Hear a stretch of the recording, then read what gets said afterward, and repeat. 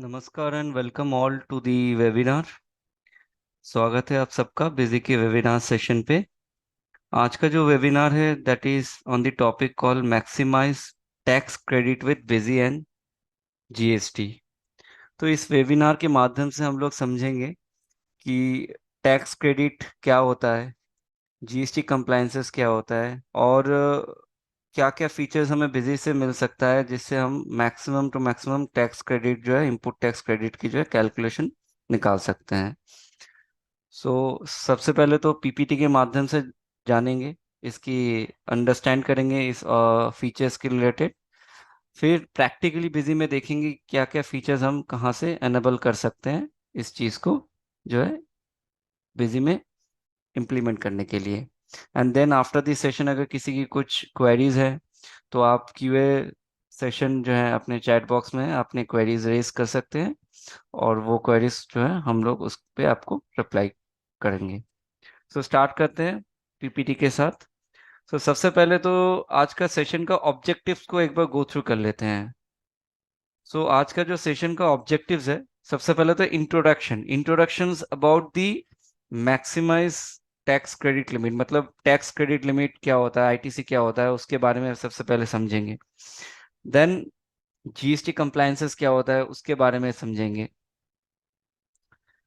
Input tax credit management busy में अगर हम करना चाह रहे हैं तो उसके लिए क्या क्या फीचर्स बिजी में अवेलेबल है, उसको जो हम मेंटेन कर सकते हैं, बिजी से कैसे मेंटेन कर सकते हैं उसके बारे में डिस्कस करेंगे।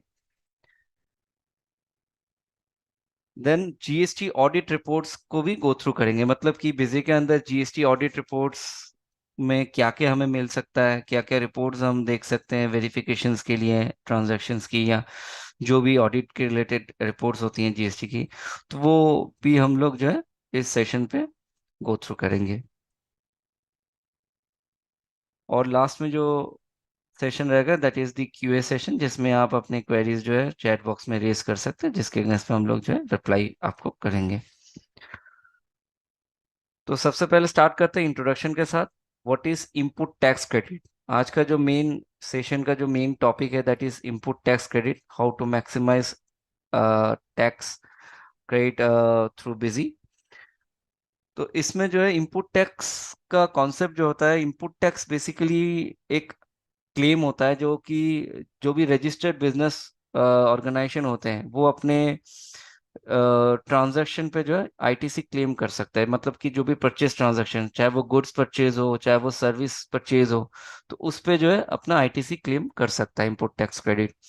और इसके अलावा भी जो भी हम लोग परचेज कर रहे हैं जिसमें हमारा इनपुट टैक्स लग रहा है और जिसमें हम जब भी हम सेल कर रहे हैं तो उसमें हम टैक्स कलेक्ट कर रहे हैं, तो हम इनपुट आउटपुट टैक्स के क्षेत्र में भी ये डिडक्शन पे काम आता है। और ये एक मैकेनिज्म है जिससे कि हम प्रिवेंट कर सकते हैं डबल टैक्सेशन चेन को, जिसमें कि बिजनेस ऑर्गेनाइजेशन जो है अवॉइड कर सकता है GST paying on same value, मतलब कि मल्टीपल टाइम्स हमें जीएसटी पेइंग का जो कॉन्सेप्ट है वो इस पे हम चेक कर सकते हैं। मतलब आईटीसी के माध्यम से हम ये भी चेक, मतलब हम ट्रैक रख सकते हैं कि हम डबल पेमेंट तो नहीं कर दे रहे जीएसटी के, एक सिंगल मतलब सिंगल वैल्यू के या सेम वैल्यू के अगेंस्ट में मल्टीपल टाइम्स तो जीएसटी पेमेंट नहीं कर दे रहे हैं। तो ये सारे जो कंप्लाइंसेस है या कॉम्प्लिकेशंस है ये हम जो है आईटीसी के माध्यम से चेक कर सकते हैं। कंप्लाइंसेस जो होती है जीएसटी की वो इस एज पर एक्ट, जो भी रूल्स और रेगुलेशंस के माध्यम से जो भी रिक्वायरमेंट्स होती है गुड्स एंड सर्विस टैक्स के सिस्टम्स के द्वारा अंडर अ पर्टिकुलर जुडिक्शन, जिसमें की होता है, जिसमें जो हम लोग जो भी जीएसटी की कैलकुलेशंस करते हैं, जो भी क्रॉस एडजस्टमेंट हो, चाहे वो इनपुट आउटपुट एडजस्टमेंट हो, चाहे वो आरसीएम के साथ एडजस्टमेंट क्यों ना हो, तो जो भी एडजस्टमेंट की होती है अपनी रिपोर्टिंग्स वगैरह, जो भी कैलकुलेशंस होते हैं, जो भी हम पे करते हैं जीएसटी, सो सारे रिकॉर्ड जो है जीएसटी कंप्लायंस के अंदर आता है। जो भी रिलेटेड ऑब्लिगेशंस होते हैं जैसे कि रजिस्ट्रेशन होना, रिकॉर्डिंग मतलब रिकॉर्ड की रिकॉर्डिंग, मतलब जो भी ट्रांजैक्शन आप जीएसटी के अंदर कर रहे हैं, फाइलिंग जो रिटर्न फाइलिंग कर रहे हैं, तो वो सारे जीएसटी कंप्लायंस के अंदर रहते हैं। जो नॉन कंप्लायंस के रिजल्ट के क्षेत्र में क्या होता है, पेनल्टी और लीगल कॉन्सिक्वेंसेज हो सकते हैं। ठीक है? अगर जीएसटी कंप्लायंसेस रिपोर्ट्स वगैरह कोई मेंटेन नहीं कर पा रहा है, नहीं कर रहा है, तो उस केस में पेनल्टीज और लीगल कॉन्सिक्वेंसेस हो सकते हैं।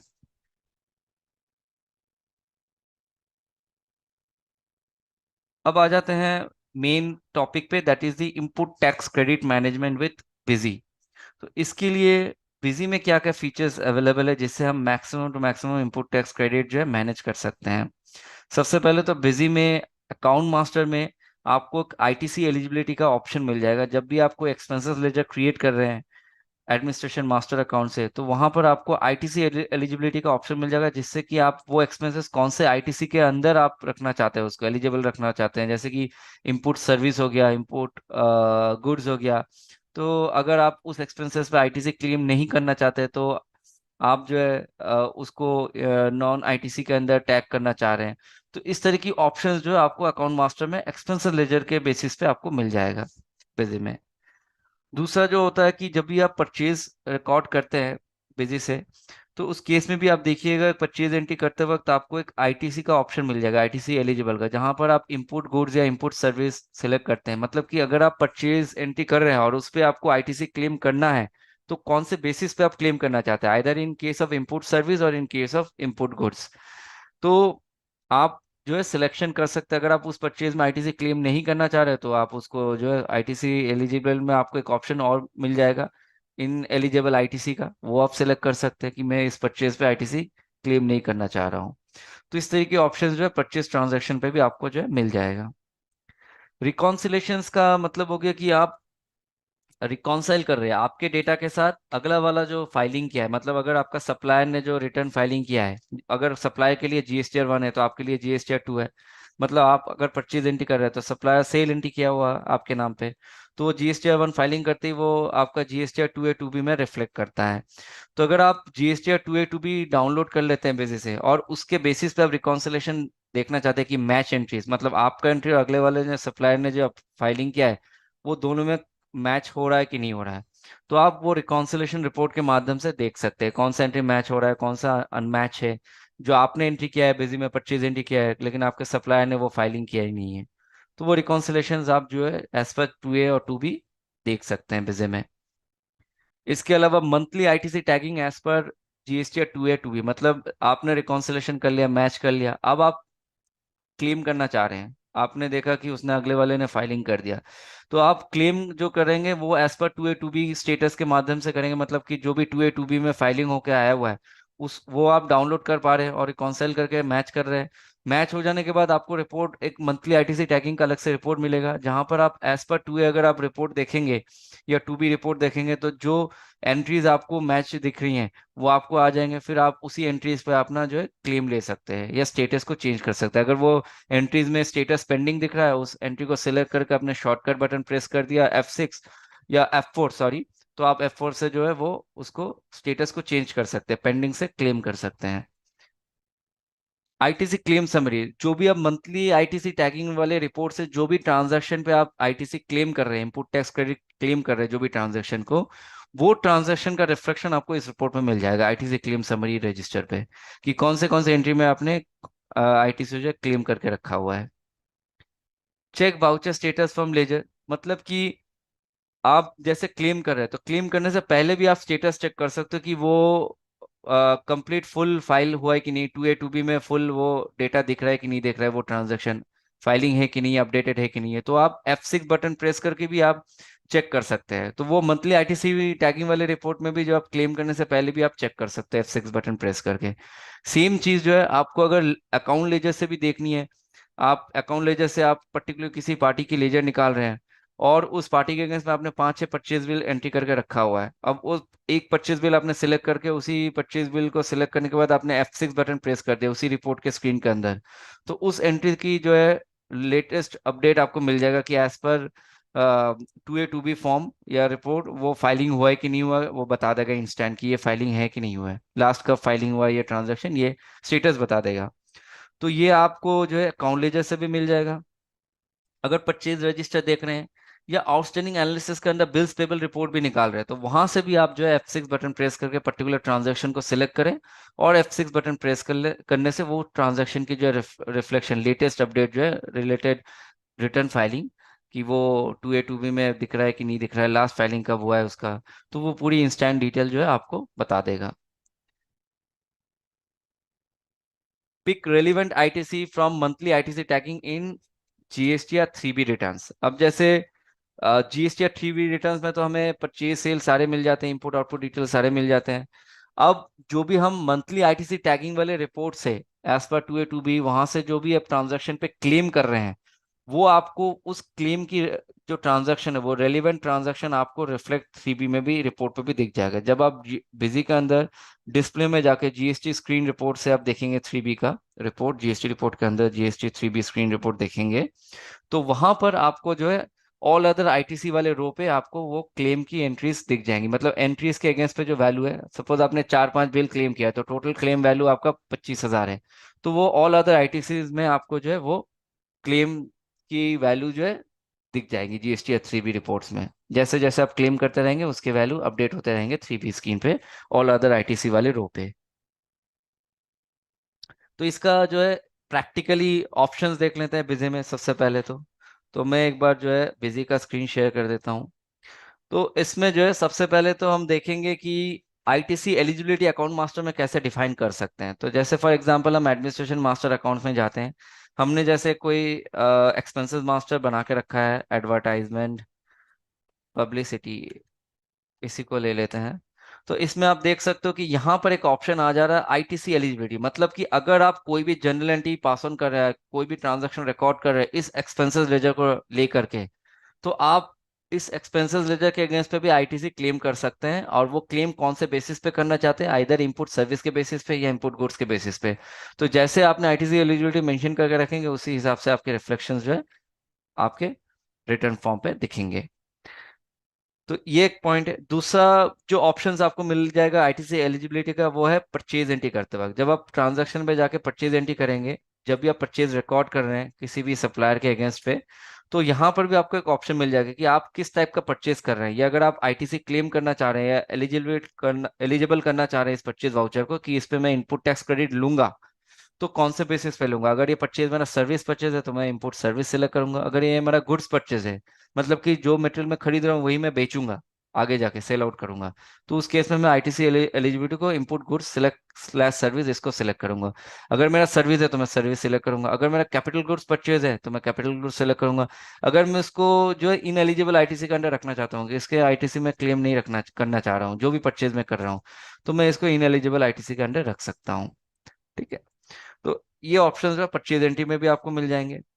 रिकॉन्सिलेशंस, तो रिकॉन्सिलेशंस रिपोर्ट्स आप देख सकते हैं। उससे पहले अगर आपको as per 2A 2B reconciliation देखना है, तो अगर आप 2A 2B ऑटो डाउनलोड करना चाहते हैं या जेसन फाइल अपलोड करके रिकॉन्सिलेशन रिपोर्ट देखना चाह रहे हैं, तो सबसे पहला स्टेप जो है आपको एडमिनिस्ट्रेशन कॉन्फ़िगर में जाके फीचर्स एंड ऑप्शंस पे जाके जीएसटी के अंदर आपको जो है जीएसटी पोर्टल का यूजर नेम मेंशन करके आना है। और मेक श्योर करना है कि जो भी पोर्टल में आपने लॉगिन किए थे उस पर आपका एपीआई या मैनेज एपीआई एनेबल है कि नहीं, जो कि 6 आवर या 30 डेज के बेसिस पे आप सेट करके रख सकते हैं, ताकि आप जो है ट्रांजैक्शन के अंदर जीएसटी मिसलेनियस यूटिलिटीज में जाके आप रिकॉन्सिलेशन रिपोर्ट निकालने से पहले आप 2A और 2B डाउनलोड कर पाए यहाँ से। जैसे आप देख सकते हो कि अभी मैंने फिलहाल जितने भी मंथ की डेटा मुझे मिला है मैंने डाउनलोड करके रखा है। तो ऑटो डाउनलोड मोड पे भी कर सकते हैं, मैनुअल मैनुअल करेंगे तो फिर हम जेसन फाइल यहाँ से जो भी जेसन हम डाउनलोड कर रहे हैं जीएसटी पोर्टल से, वो जेसन फाइल का पाथ हम यहाँ पर सेलेक्ट करके रख सकते हैं। उसके बेसिस पे जो है हम रिकॉन्सिलेशन जीएसटी डेटा रिपोर्ट से जाके देख सकते हैं, जिसपे आप देख सकते हैं GST reconciliation as per 2A और 2B। पार्टी वाइज देखनी है तो पार्टी वाइज देख सकते हैं। तो पार्टी वाइज में भी स्टार्टिंग मंथ एंडिंग मंथ कर सकते हो। फिल्टर, अगर मुझे एक पार्टी के बेसिस पे देखनी है तो मैं यहाँ पर फिल्टर लगा सकता हूँ। अगर मुझे ओवरऑल सारे पार्टी के बेसिस पे देखनी है तो मैं फिल्टर को नो रख सकता हूँ। और अगर मुझे सिर्फ ओनली मिसमैच पार्टीज देखनी है तो मैं इसको वाई करूंगा। अगर मुझे मैच मिसमैच दोनों ही देखनी है तो मैं इसको नो रखूंगा। और इसके अगेंस्ट पे जब मैं उसको ओके करूंगा तो मुझे यहाँ पर बता देगा कि कौन सा एंट्री मैच हुआ। जो मेरा मिसमैच है वो भी दिखा रहा है। तो ये देख सकते हैं बिजी में मैंने ये एंट्री किया है, एक एंट्री बनाया, लेकिन जीएसटी 2 में ये फाइलिंग हुआ नहीं है, तो मतलब ये मैच नहीं कर रहा है। ठीक है। बाकी ये एंट्रीज जो है आपका मैच, बिजी में भी 5 एंट्री हुआ है और जीएसटी 2A में भी 5 एंट्रीज इस पार्टी के अगेंस्ट पे फाइलिंग हो चुका है। वैल्यू भी सेम है, टैक्सेबल अमाउंट भी सेम है, कोई डिफ्रेंसिएशन इसमें है नहीं। तो ये मैच हो रही है एंट्रीज।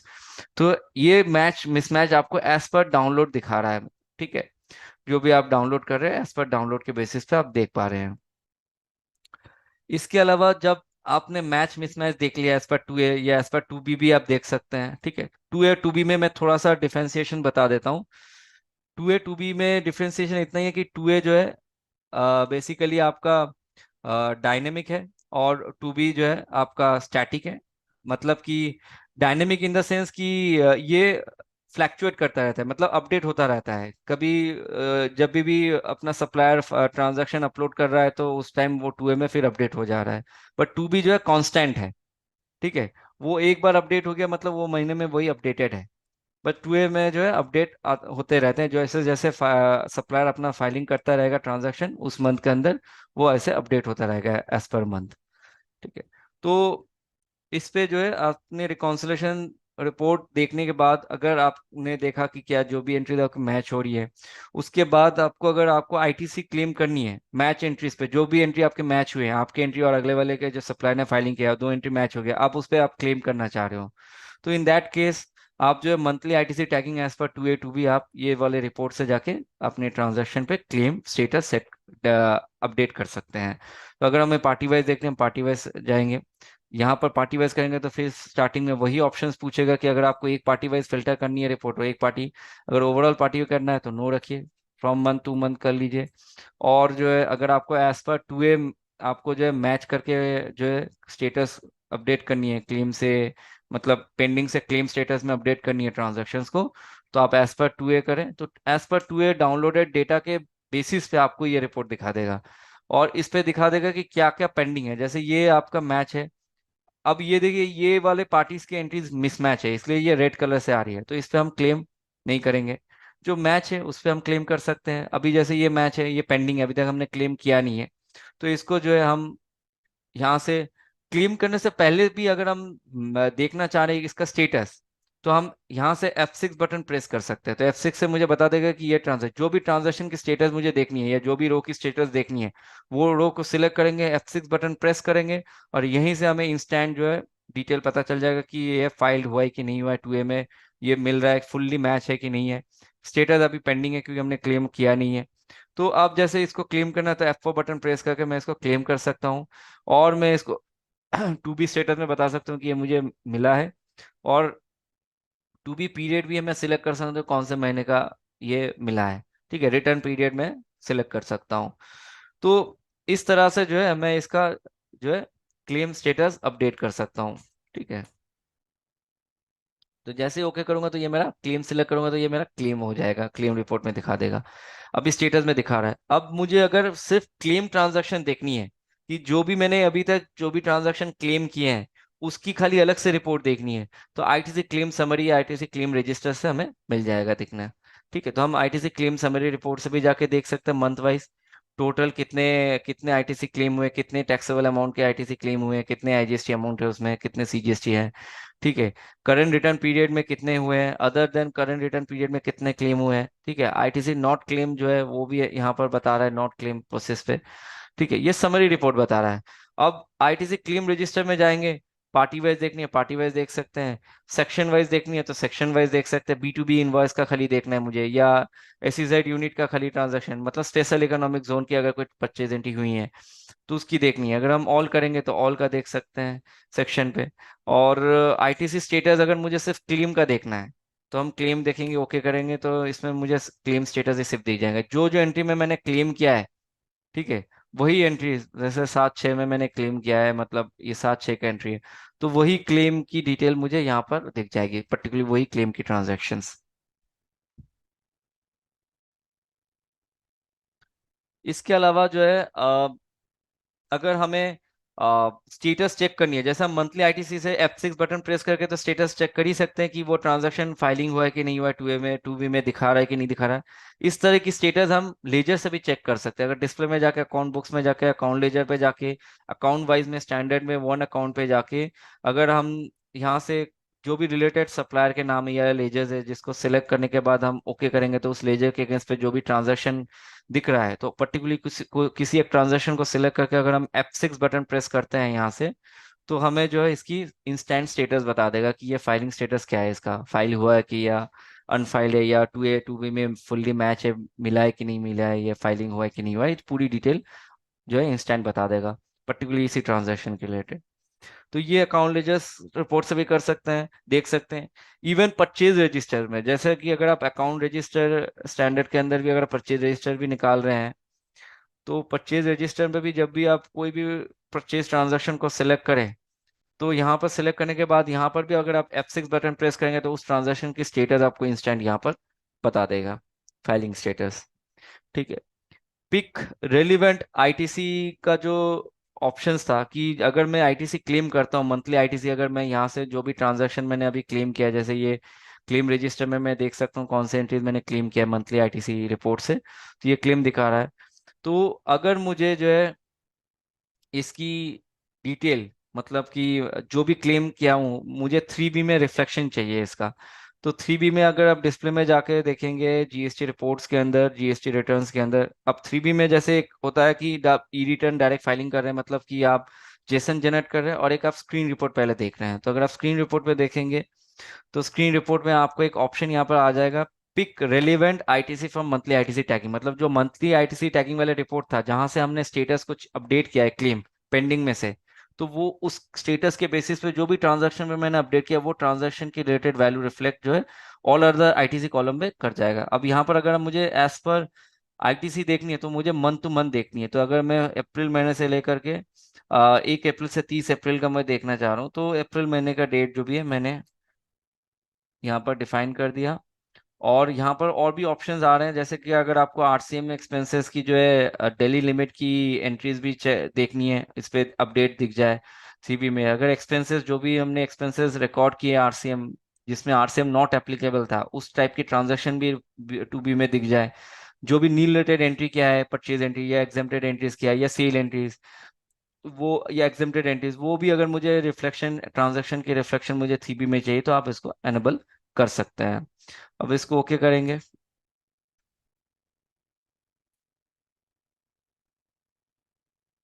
तो अगर अप्रैल मंथ में अगर हमने कोई एंट्रीज को क्लेम करके रखा हुआ है, तो ये आपको जो है ऑल अदर आईटीसी इस रो के अंदर मिल जाएगा, ऑल अदर आईटीसी के अंदर ये रिफ्लेक्शन दिख जाएगा 3B में, जो भी आप क्लेम करेंगे मंथली आईटीसी टैगिंग मोड पे।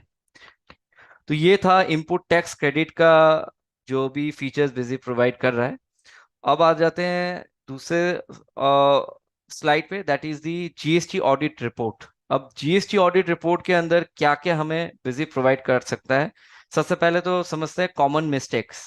कॉमन मिस्टेक्स क्या हो सकता है, कोई भी आइटम में हमने टैक्स कैटेगरी या एचएसएन कोड मेंशन नहीं किया होगा, किसी पार्टी में हमने जीएसटीएन नंबर डाला नहीं होगा, कोई भी यूनिट हमने क्रिएट किया है उसका यूक्यूसी हमने मेंशन नहीं किया होगा यूनिट मास्टर पे, मतलब unit quantity code as per GST return जो चाहिए होता है। इसके अलावा जो भी हमारा ट्रांजैक्शंस हमने, मतलब मास्टर्स पे जो भी हमने स्टेट, मतलब जो भी हम स्टेट क्रिएट कर रहे हैं, जैसे हम हमें पता होता है कि जब हम जीएसटी डालते हैं तो पहले दो जो है स्टेट कोड रहता है। अगर हम कोई नया स्टेट बिजी में क्रिएट कर रहे हैं, तो उसका स्टेट कोड अगर हमने डिफाइन नहीं किया, तो वो भी कॉमन मिस्टेक्स के अंदर हमें पता चल जाएगा। तो ये सारे कॉमन मिस्टेक्स हैं जो हम वेरीफाई कर सकते हैं या ट्रैक कर सकते हैं through GST audit report. Parties की इनवैलिड जीएसटीएन नंबर, किस किस पार्टी का जीएसटीएन नंबर इनवैलिड चल रहा है, तो वो भी हम रिकॉर्ड कर सकते हैं जीएसटी ऑडिट रिपोर्ट के माध्यम से। इनवैलिड टैक्स रेट इन वाउचर, इसका मतलब कि मान के चलिए आपने आइटम मास्टर में टैक्स परसेंटेज जो है 18% डाल के रखा है या डिफाइन करके रखा है, बट आप ट्रांजैक्शन जब किए तब आपने 12% जीएसटी से आपने परचेज एंट्री कर लिया या सेल एंट्री कर लिया। हालांकि उसमें मैसेज तो देता ही है सॉफ्टवेयर की आप जो है इसमें टैक्स परसेंटेज गलत ले रहे हैं। बाई चांस अगर आपने उस मैसेज को ओमिट करके सेव भी कर दिया है, तो उसकी रिकॉर्ड जो है आपको जीएसटी ऑडिट रिपोर्ट में मिल जाएगा। इनवैलिड टैक्स रेट इन वाउचर, मतलब उस रिपोर्ट में वही एंट्रीज दिखेंगे जहां पर आपने गलत टैक्स परसेंटेज डिफाइन करके रखा हुआ है। रिकॉन्सिलेशन अकाउंट्स एंड जीएसटी, इसका मतलब कि एज पर जीएसटी आपका टैक्सेबल अमाउंट कितना हो सकता है, और एज पर अकाउंट्स आपका टैक्सेबल अमाउंट कितना हो सकता है। मतलब कि अगर आप कोई भी परचेज या सेल एंट्री कर रहे हैं जिसमें आप बिल सन्ड्री ले रहे हैं, सपोज फॉर एग्जांपल पकड़ लेते हैं फ्रेट चार्जेस। तो फ्रेट चार्जेस आपने बताया कि फ्रेट चार्जेस जो है मैं सेल लेजर पे रिफ्लेक्ट ना करके फ्रेट चार्जेस का जो है पैसा मेरा अलग ही फ्रेट चार्जेस वाला लेजर पे हिट करे, तो मैं बिल सन्ड्री जब बनाऊंगा फ्रेट चार्जेस, तो वहाँ इफेक्ट अकाउंटिंग और सेल्स को नो करके, सेल लेजर को नो करके मैं अलग लेजर डिफाइन कर दूंगा। तो उस केस में टैक्सेशन या टैक्सेबल अमाउंट की डिटेल भी चेंज हो सकती है, कि एज पर जीएसटी उसका टैक्सेबल अमाउंट क्या हो सकता है उस एंट्री की, या एज पर सेल उसका टैक्सेबल अमाउंट क्या हो सकता है। तो ये आपको रिकॉन्सिलेशन रिपोर्ट से मिल जाएगा देखने को कि आप डिफर डिफर देख सकते हैं कि जीएसटी वाइज टैक्सेबल अमाउंट कितना हो सकता था इस ट्रांजैक्शन का, और अकाउंट वाइज टैक्सेबल अमाउंट कितना दिखा रहा है। तो डिफर कितना टैक्सेबल अमाउंट है वो आप वेरीफाई कर सकते हैं। जीएसटी एक्सपेंसेस ऑडिट मतलब जब भी आप जनरल एंट्री पास ऑन कर रहे हैं या पेमेंट एंट्री पास ऑन कर रहे हैं, तब आप देखेंगे कि पहले आपको जीएसटी नेचर हेडिंग में सिलेक्ट करने का ऑप्शन आ जाता है कि आप जो जनरल एंट्री पास ऑन कर रहे हैं वो क्या आरसीएम एक्सपेंसेस एंट्री कर रहे हैं, या बी टू बी एक्सपेंसेस का एंट्री कर रहे हैं, या आप कॉम्पोजिशन एक्सपेंसेस की एंट्री कर रहे हैं, किस टाइप की एक्सपेंसेस एंट्रीज कर रहे हैं। तो इसकी रिपोर्ट जो है जीएसटी एक्सपेंसेस ऑडिट रिपोर्ट के माध्यम से आपको मिल जाएगा, जहां पर आप एक्सपेंसेस वाइज या GST nature wise report filter कर सकते हैं कि कौन से एक्सपेंसेस कौन से जीएसटी नेचर के बेसिस पे हमने ट्रांजैक्शन जो है किया हुआ है। तो ये एक्सपेंसेस जीएसटी नेचर वाइज भी देख सकते हैं, जीएसटी नेचर एक्सपेंसेस वाइज भी रिपोर्ट को जो है देख सकते हैं। ठीक है। तो इसको जो है प्रैक्टिकली एक बार बिजी में देख लेते हैं सारे ऑप्शंस। तो बिजी में जो है आपको सबसे पहले तो आपको बिजी में कॉमन जो मिस्टेक्स जो है वो आपको कहाँ से मिल सकता है वो मैं दिखा देता हूँ। डिस्प्ले के अंदर जीएसटी रिपोर्ट्स के अंदर आपको जो है जीएसटी ऑडिट रिपोर्ट का एक ऑप्शन मिल जाएगा, जिसके अंदर आपको कॉमन मिस्टेक्स के रिपोर्ट मिल जाएगा, जिसमें आप देख सकते हो अभी कुछ कॉमन मैंने मिस्टेक्स करके रखा हुआ है स्टेट में। जैसे मैंने स्टेट कोड एक स्टेट मैंने क्रिएट किया था जिसमें स्टेट कोड मैंने डिफाइन नहीं किया था, तो ये मेरा कॉमन मिस्टेक्स में आता है। हमने एक यूनिट बनाया था पैकेट, लेकिन वो यूनिट या एन है, इसको जो है हमने यू क्यू सी फिलअप नहीं किया है। मतलब जो भी अगर पैकेट भी हम यूनिट क्रिएट करें तो उसको भी जो है हमें यहाँ पर ब्लैंक नहीं छोड़ना है, इसको फिलअप रखना है। तो जो भी हम यहाँ पर एडमिनिस्ट्रेशन में जाके मास्टर में जाके हम जो भी यूनिट यहाँ से क्रिएट करते हैं, तो उसकी भी जो है हमें यूक्यूसी फिलअप रखने होते हैं, जो कि जीएसटी रिटर्न फाइलिंग में लगता है। ठीक है। तो ये एक कॉमन मिस्टेक्स है जो कि आप रेक्टिफाई कर सकते हैं वेरीफाई करने के बाद यहाँ से। आइटम मास्टर पे भी बहुत सारे मिस्टेक्स हो सकते हैं। हो सकता है कि आपने टैक्स कैटेगरी डिफाइन नहीं किया होगा, अगर आपने डिफाइन किया होगा टैक्स कैटेगरी, हो सकता है आपने एचएसएन कोड डिफाइन नहीं किया होगा। तो ये कॉमन मिस्टेक्स से आपको पता चल जाएगा। अकाउंट मास्टर में भी जैसे अगर आपने अकाउंट मास्टर में ये सारे एक्सपेंसेस लेजर आपने बनाए, अब इस एक्सपेंसेस लेजर पे आपने जीएसटी एप्लीकेबल तो कर दिया ये एक्सपेंसेस, लेकिन इसका एसएससी कोड या एचएसएन कोड डिफाइन नहीं किया है। ठीक है। तो इस टाइप की चीजें जो है आपको कॉमन मिस्टेक से मिल जाएंगे। इसके अलावा जो है party wise invalid GSTN number, अगर किसी पार्टी का जीएसटीएन नंबर आपका इनवैलिड है तो पर्टिकुलर वही पार्टी की लिस्ट आपको देखनी है कि किस किस पार्टी का जीएसटीएन नंबर इनवैलिड है, तो वो आपको इस रिपोर्ट से मिल जाएगा। तो आप इसको जो है party wise group wise selective party wise भी रिपोर्ट को देख सकते हैं। ठीक है। इनवैलिड टैक्स रिटर्न वाउचर, अगर हम इस रिपोर्ट को देखते हैं तो इस रिपोर्ट में अगर हम सेल्स के बेसिस पे एनालाइज करना चाह रहे हैं एनालिसिस करना चाह रहे हैं कि कौन उस सेल्स पे कौन से ट्रांजैक्शन में मैंने गलत टैक्स परसेंटेज चूज करके रखा है, तो अगर हम सेल्स के बेसिस पे देखेंगे तो सेल्स को सिलेक्ट करेंगे। एंड देन अगर हम सेल्स में भी अगर लोकल सेल्स देखेंगे या सेंट्रल एंट्री भी देखेंगे, मतलब सीजीएसटी एसजीएसटी वाला ट्रांजैक्शन भी देखेंगे या आईजीएसटी वाला देखेंगे या कंबाइंड ट्रांजैक्शन भी देखेंगे, मतलब सेंट्रल और लोकल दोनों के ट्रांजैक्शन पे देखेंगे। तो दोनों के ट्रांजैक्शन पे अगर देखना चाहें तो जो भी डेट रेंज पे हम इस रिपोर्ट को देखेंगे, तो इस रिपोर्ट के अंदर कोई भी ऐसा ट्रांजैक्शन जहां पर हमें दिखेगा कि टैक्स परसेंटेज हमने गलत लिया है, पर्टिकुलरली वही ट्रांजैक्शन इस रिपोर्ट पे रिफ्लेक्ट कर जाएगा।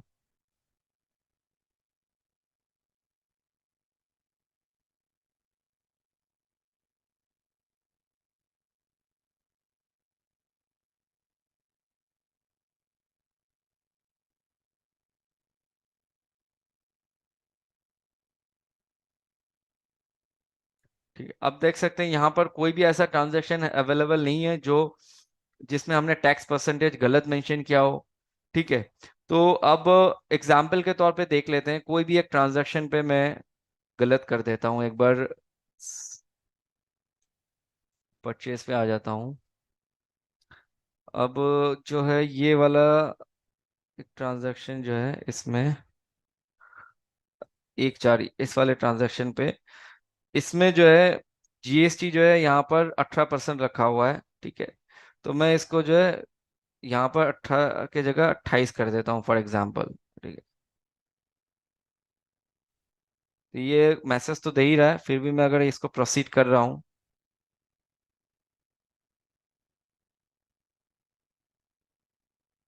इसमें डेट ऑलरेडी एंट्री जो है फ्रोजन है, मैं दूसरे डेट की एंट्री इसको जो है एक बार, या मैं एक एंट्री करंट एंट्री कर ही लेता हूँ।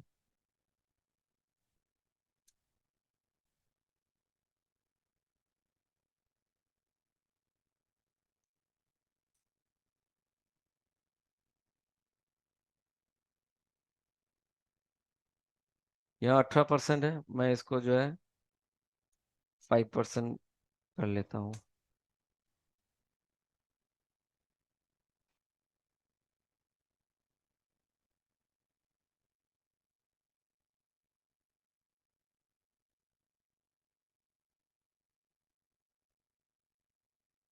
ये मैसेज थ्रो करेगा ही कि आप गलत मतलब टैक्स परसेंटेज डिफाइन किए हुए हैं या ट्रांजैक्शन पे लेके रखा हुआ है।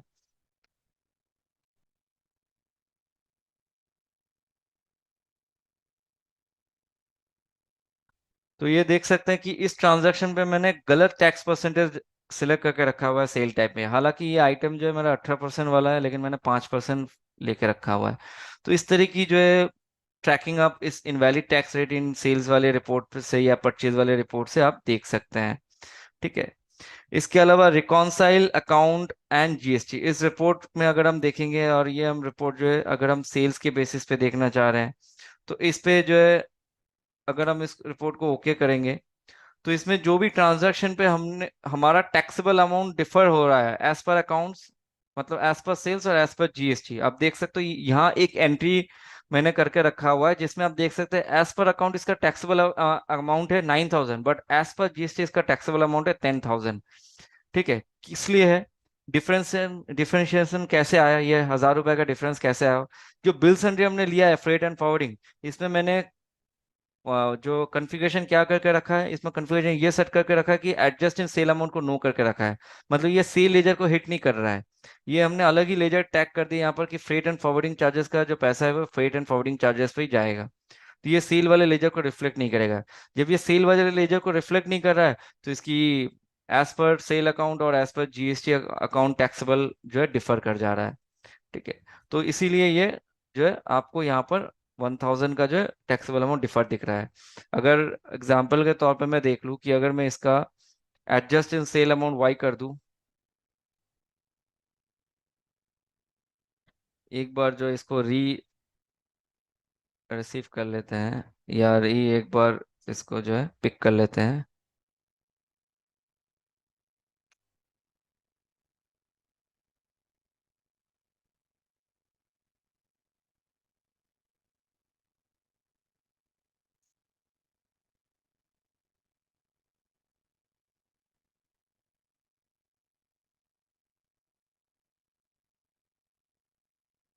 अब देख सकते हैं कोई मैच मिसमैच की कोई ऑप्शन नहीं दिख रही है यहाँ पर, कि एज पर टैक्सेबल अमाउंट और या as per sales account amount, taxable amount जो है एज पर सेल्स अकाउंट या एज पर जीएसटी अकाउंट, उसमें अगर कोई डिफरेंशिएशन है तो दिखेगा, नहीं है तो कोई डिफरेंशिएशन इस पे नहीं दिखेगा।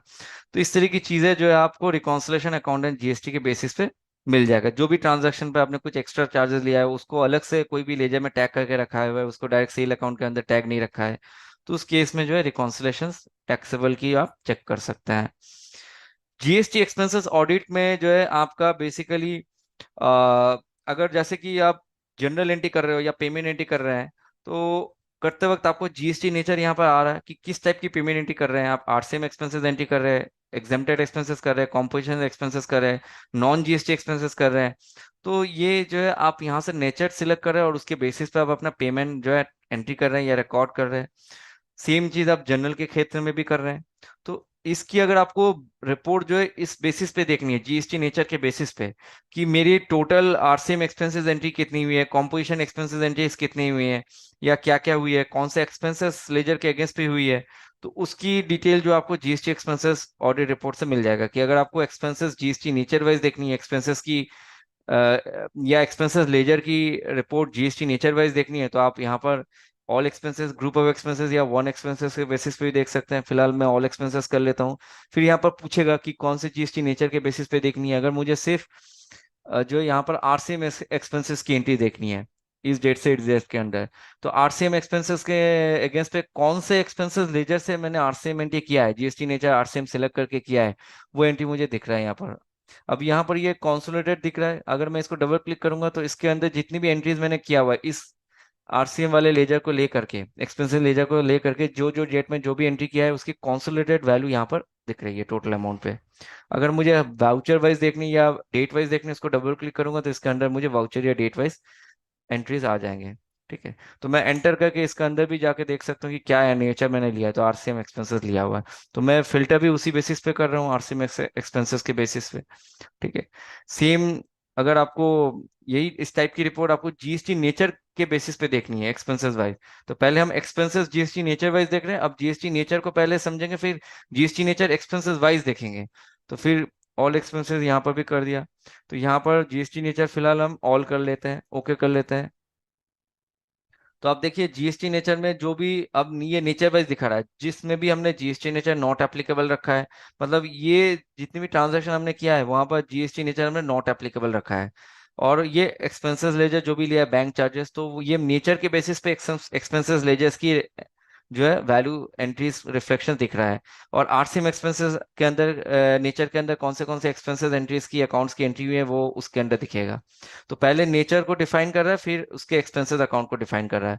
और इस वाले एंट्रीज पे या इस वाले रिपोर्ट्स पे पहले आपको एक्सपेंसेस डिफाइन करा रहा है, फिर एक्सपेंसेस के बेसिस पे नेचर्स को डिफाइन करा रहा है, और नेचर वाइज आपकी जो है अमाउंट को रिफ्लेक्ट करा रहा है। तो पहले एक्सपेंसेस अकाउंट आ रहे हैं, फिर एक्सपेंसेस वाइज जीएसटी नेचर्स आ रहे हैं, फिर जीएसटी नेचर्स वाइज आपके अमाउंट आ रहे हैं, रिफ्लेक्शन अमाउंट। ठीक है, तो ये था बेसिकली जीएसटी ऑडिट रिपोर्ट जो आपको बिजी से मिल जाएगा। So this is all about today's webinar features and topic that we have covered up. So further assistance के लिए आप जो है हमारे हेल्प डेस्क पे भी कॉल कर सकते हैं, हमारे support@busy.in पे भी आप मेल कर सकते हैं अपने क्वेरीज।